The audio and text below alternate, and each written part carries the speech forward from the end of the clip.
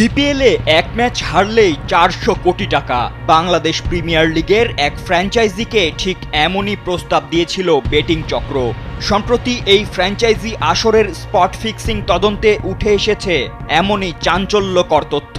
তবে সেই ফ্র্যাঞ্চাইজি প্রস্তাবটি গ্রহণ করেছিল কিনা তদন্ত কমিটি তা নিশ্চিত হতে পারেনি। তবে তারা নিয়ম অনুযায়ী বিসিবির দুর্নীতি দমন ইউনিটকে এই তথ্য জানায়নি এবং ম্যাচটিও শেষ পর্যন্ত হেরেছিল। দেশের শীর্ষ এক গণমাধ্যম সূত্রে এ তথ্য জানা গেছে। সম্প্রতি বিসিবির 3 সদস্যের স্বাধীন তদন্ত কমিটি সর্বশেষ একাদশ বিপিএল এর ফিক্সিং তদন্ত শেষ করেছে। স্যান্ডেলিনা সো, রূপচর্চায় আভিজাত্য। আগামী সপ্তাহে প্রাথমিক রিপোর্ট বিসিবি সভাপতি আমিনুল ইসলামের কাছে জমা দেওয়ার কথা। জানা গেছে শুধু গত বিপিএলেই সন্দেহজনক ঘটনা ছিল অন্তত 36টি।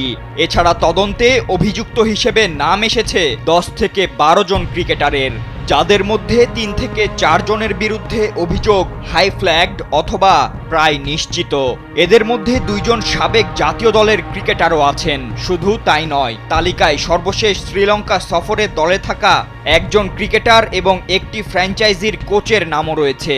এমনকি বিসিবির একটি সাব কমিটির এক সদস্যের নাম এসেছে, যিনি গত বিপিএলে একটি ফ্র্যাঞ্চাইজির সঙ্গেও যুক্ত ছিলেন।